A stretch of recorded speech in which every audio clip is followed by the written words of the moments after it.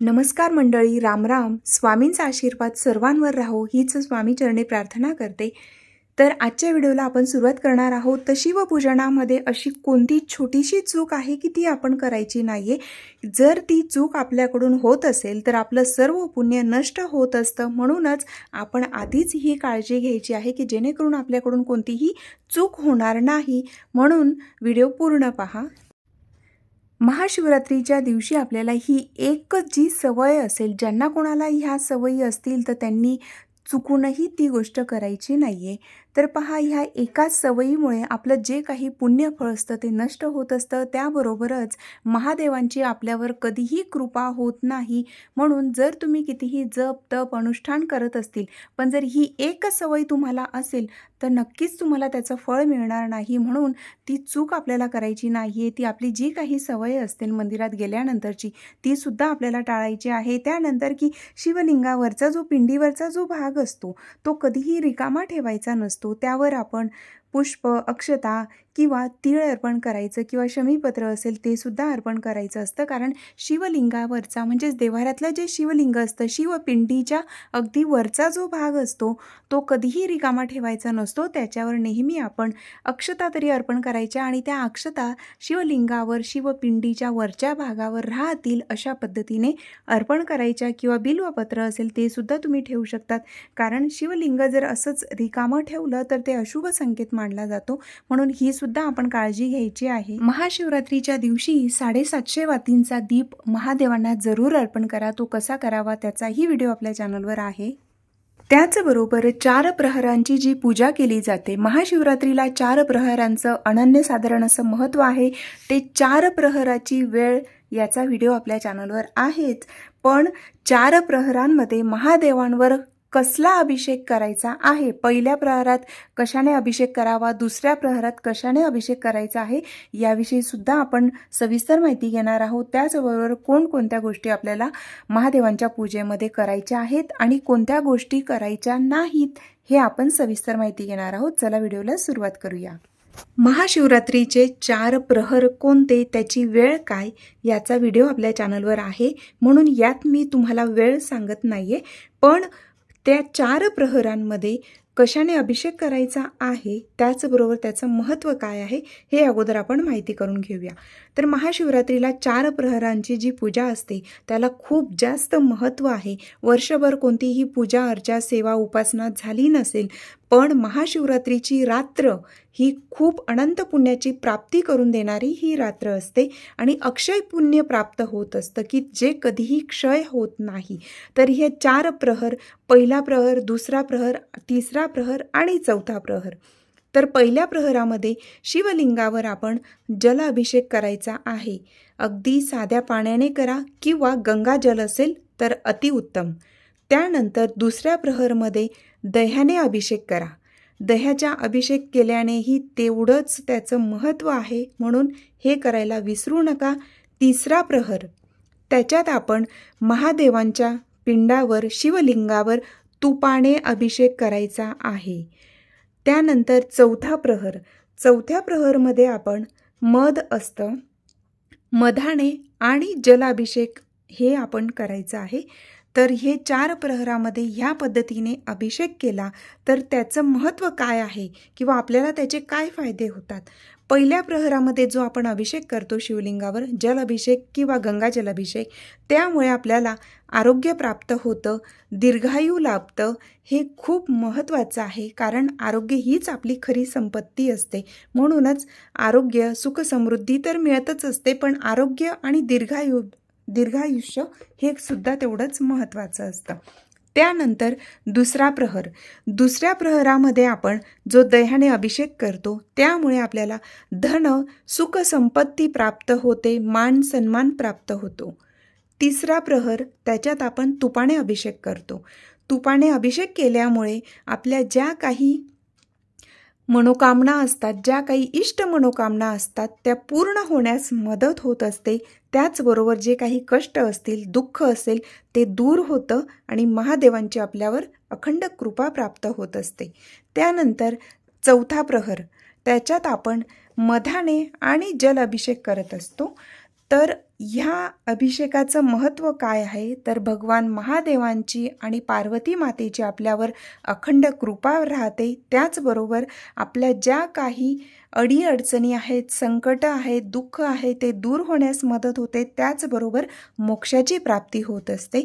म्हणूनच हे 4 प्रहरांमध्ये आपण अशा पद्धतीने अभिषेक जरूर करायचा आहे. त्याचं खूप जास्त महत्त्व आहे. महाशिवरात्रीला रात्रीची पूजा, जप, अनुष्ठान, अभिषेक आणि जागरण याचं खूप जास्त महत्त्व आहे. त्याबरोबरच आपली आध्यात्मिक उन्नती होते आणि सर्व इच्छा पूर्ण होतात. अनंत पुण्याची प्राप्ती होत असते. म्हणूनच महाशिवरात्रीची रात्र खूप विशेष मानली जाते. ह्याच दिवशी म्हणजे महाशिवरात्रीलाच भगवान महादेवांची आणि पार्वती मातेचा विवाह झालेला आहे आणि ह्या दिवशी आपण पूजा अर्चा जरूर करावी. त्यानंतर की महाशिवरात्रीच्या दिवशी आपण पूजा कशी करावी हा अतिशय सविस्तर माहितीचा व्हिडिओ आहेच.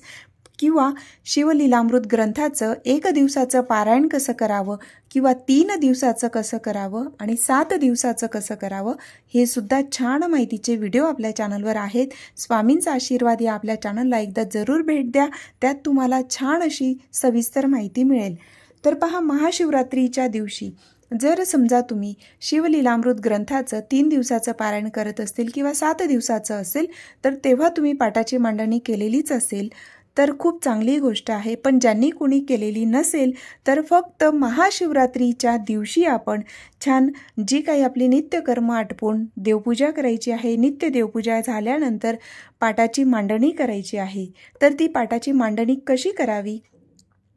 ज्या ठिकाणी पाटाची मांडणी करणार आहात ती जागा स्वच्छ पुसून घ्यावी. त्यानंतर त्या ठिकाणी गोमूत्र वगैरे शिंपडायचं आहे. छान पूजेची मांडणी करायची आहे. पाटावर चौरंगावर वस्त्र अंथरायचं आहे. लाल किंवा पांढऱ्या रंगाचं वस्त्र अंथरायचं आणि त्याच्यावर गणपती बाप्पांची सर्वात अगोदर स्थापना करायची. त्यानंतर तिथे महादेवांची स्थापना करायची आहे. त्यापूर्वी आपण तिथे दीप प्रज्वलित करायचा आहे आणि महादेवांना गंगाजल असेल किंवा जलाभिषेक करायचा आहे. पंचामृताने अभिषेक करायचा आहे आणि महादेवांची स्थापना करायची आहे. तर त्या दिवशी तुम्ही म्हणजे महाशिवरात्रीच्या दिवशी तुम्ही दिवसभरात केव्हाही पूजेची मांडणी करू शकतात. तर अशा पद्धतीने पूजेची मांडणी करायची आहे आणि महादेवांना बेल, धोत्रा, शमीपत्र, पांढरी फुलं, रुईची फुलं असतील, फळं अर्पण करायची आहेत. नारळ अर्पण करणार असतील तर संपूर्ण अखंड नारळ अर्पण करायचं आहे. त्यानंतर बोरं अर्पण करा. कमळाची फुलं मिळत असतील ती अर्पण करा. नसेल शक्य तर कमळगट्टा असतात ते सुद्धा तुम्ही 1, 3, 5, 11, 21, 51 किंवा 108 या पद्धतीने कमळगट्टा अर्पण करा. तर कमळ पुष्प अर्पण केल्याचं तुम्हाला पुण्य प्राप्त होईल असंही तुम्ही करू शकता. त्यानंतर काळे तीळ अर्पण करा. धूप, कापूर आरती करा आणि छान असं तिथे दिवा तुम्ही अगोदरच प्रज्वलित केलेलाच असेल.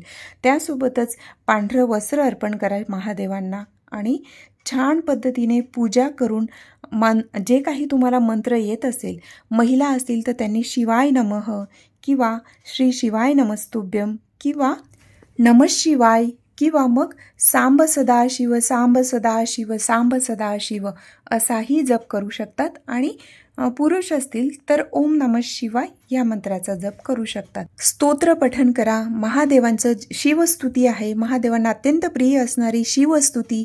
त्याचबरोबर जर समजा तुम्ही महादेवांचं शिवलीलामृत ग्रंथाचं 1 दिवसाचं पारायण करणार असतील तर ते तुम्ही महाशिवरात्रीच्या दिवशी तुम्ही याची सुरुवात करू शकतात किंवा महाशिवरात्रीपासून पुढे 3 दिवस किंवा महाशिवरात्रीपासून पुढे 7 दिवस असंही करू शकतात. जर महाशिवरात्रीच्या अगोदर पारायण करणं शक्य झालं नसेल तर अशा पद्धतीनेही करू शकतात.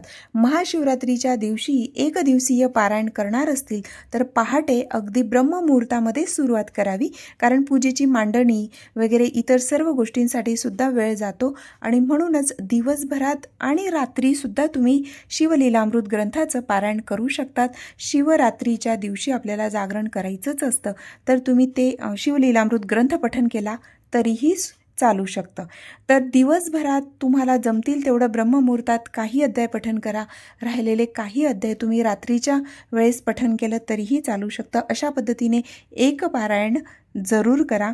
आणि जर नसेल शक्य काही जॉब करत असतील किंवा लहान मुलं असतील, शक्य नसेल काही कारणास्तव, तर अशा वेळेला तुम्ही शिवलीलामृत ग्रंथातील ज्या 42 ओव्या आहेत त्या 42 ओव्या पठण केलं तरीही शिवलीलामृत ग्रंथ पठण केल्याचं पुण्य प्राप्त होत असतं.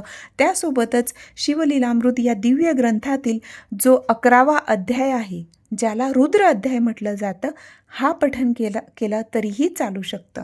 जर समजा तुम्हाला फक्त मंत्रांचं अनुष्ठान करायचं असेल, जप करायचा असेल, तर फक्त ते केलं तरीही चालू शकतं. मग ते जप अनुष्ठान तुम्ही तुमच्या पद्धतीने जे काही ठरवलेलं असेल, किती लाख किंवा किती हजार, किती करोड तुम्हाला जप करायचा आहे, ते सुद्धा तुम्ही महाशिवरात्रीच्या ब्रह्ममुहूर्तापासून संकल्प करून जपसुद्धा करू शकतात, अनुष्ठान पद्धतीनेही करू शकतात. आणि जर हे नसेल शक्य तर अगदी साध्या पद्धतीने पूजा अर्चा करायची आहे. 4 प्रहरांमध्ये जे जल अभिषेक किंवा ज्या काही अभिषेक सांगितले आहेत ते करा आणि रात्री नामस्मरण करा फक्त, तरीही चालू शकतं. अशा पद्धतीने पूजा अर्चा करा, स्तोत्र पठण करा, जप करा आणि नैवेद्य अर्पण करा.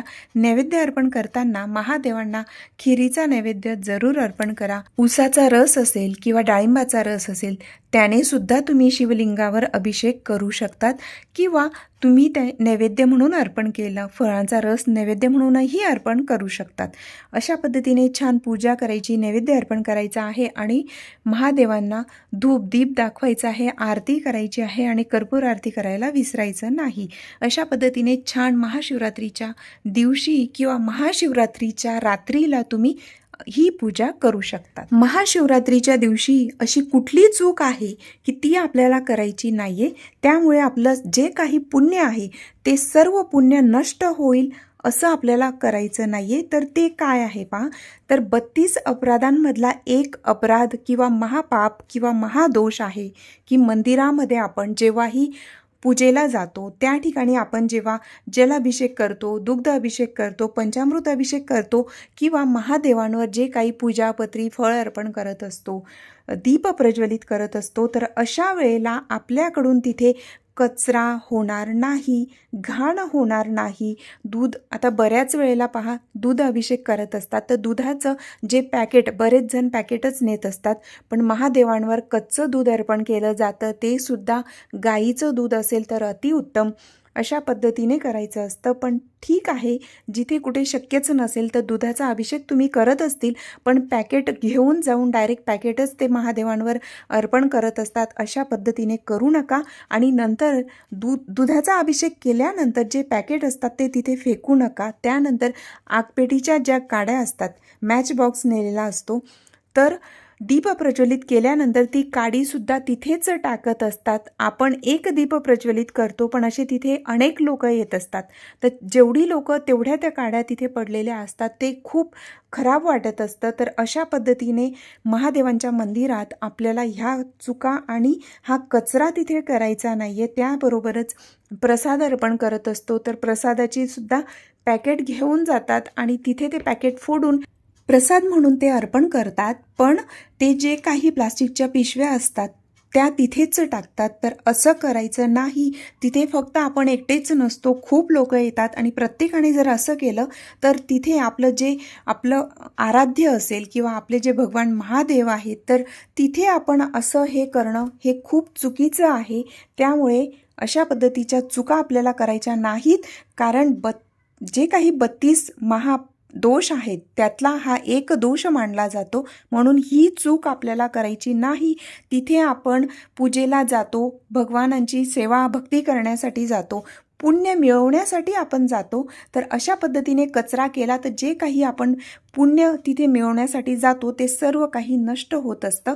हे लक्षात घ्यायचं आहे. शास्त्रानुसार हा महादोष आहे. महाशिवरात्रीच्या दिवशी काय करू नये, तर महादेवांवर तुळशीपत्र अर्पण करायचं नाही, केतकी, चंपा ही फुलं अर्पण करू नयेत. त्याबरोबरच हळदी कुंकू अर्पण करायचं नाही. नारळ पाणी, बऱ्याच वेळेला आपण पाहतो नारळ पाणीसुद्धा अर्पण करतात, पण नारळ पाणी शिवलिंगावर अर्पण करायचं नसतं. महादेवांच्या पूजेत शंखाचा वापर करू नये, शंखाने महादेवांवर जलाभिषेक करू नये. त्यानंतर की महादेवांच्या पूजेमध्ये कुठलीही वस्तू अर्पण करताना ती अखंड असावी. तुटलेले तांदूळ किंवा तुटलेलं अर्धवट असं काही अर्पण करत नाही. जी काही महादेवांच्या मंदिरात परिक्रमा करतो तर ती परिक्रमा पूर्ण करू नये. महादेवांच्या मंदिरात परिक्रमा अर्धीच करावी. त्यानंतर की महादेवांना आपण श्रीफळ अर्पण करत असतो, नारळ अर्पण करतात, तर पूर्ण नारळ अर्पण केलं तर चालतं, पण नारळ तिथे अर्पण करून पुन्हा ते फोडतात आणि फोडलेलं नारळ महादेवांना अर्पण केलं जात नाही. म्हणजे जेव्हा आपण नारळ फोडतो त्याचे 2 भाग होतात आणि ते अर्ध मांडलं जातं. अशा पद्धतीचंही शिवलिंगावर अर्पण करत नाही. महाशिवरात्रीच्या दिवशी किंवा त्या अगोदर तुमच्याकडून कोणतंही अनुष्ठान झालं नसेल किंवा कुठलं पारायण जप तप झालेला नसेल तर महाशिवरात्रीच्या दिवशी व्हिडिओमध्ये सांगितलेलं जे आहे ते करायचं. त्यासोबतच खूप महत्त्वाची की ते अक्षरशः अनमोल आहे अशी गोष्ट आपल्याला करायची आहे. ते म्हणजे ती सेवा केली तर महादेव आपल्यावर अगदी प्रचंड प्रसन्न होत असतात आणि महादेवांची अखंड कृपा प्राप्त होत असते. तर ती गोष्ट कुठली, तर महादेवांच्या मंदिरात जिथे कुठे मंदिर असेल तर महाशिवरात्रीच्या दिवशी किंवा रात्री जेव्हा तुम्हाला जमेल त्यावेळेला महादेवांच्या मंदिरात जाऊन नमस्कार तर करायचाच आहे, पण त्यासोबतच महादेवांच्या मंदिरात जे बिल्वपत्र असतील किंवा जे काही निर्माल्य असेल किंवा जे काही तिथे अभिषेक केल्याचं पाणी सांडलेलं असेल, दूध सांडलेलं असेल, जे काही असेल ते सर्व व्यवस्थित उचलून ते निर्माल्यमध्ये टाकायचं आहे. तिथे छान साफसफाई करायची आहे. त्यानंतर जर तुम्ही तिथे पाणी फडकं नेलं असेल तर त्याच्याने छान ते पुसून घ्यायचं आहे, ते स्वच्छ करायचं आहे. ही खूप मोठी सेवा आहे आणि याचं पुण्य काय असतं हे फक्त महादेवांनाच माहिती असतं. म्हणूनच ही अनंतपटीने सांगूच शकत नाही, अनंतपटीने की किती पटीने. तर ही सेवा तुम्ही जरूर करा. हे केलं तर सर्व काही जीवनात तुम्हाला सर्वच मिळणार आहे आणि म्हणूनच महादेव आपल्यासोबत राहतील. तर याच्यापेक्षा अजून जास्त काही असू शकत नाही. म्हणून महादेवांच्या मंदिरात साफसफाई जरूर करा. माहिती आवडली असेल तर लाईक आणि शेअर करा. त्यासोबतच महाशिवरात्रीच्या दिवशी आपल्याला कोणते उपाय करायचे आहेत हे मी दुसऱ्या व्हिडिओमध्ये सांगणार आहे. तो व्हिडिओ जरूर पहा. हा व्हिडिओ जास्त मोठा होईल म्हणून यात नाही सांगितलं. माहिती आवडली तर लाईक जरूर करा. हर हर महादेव शंभो.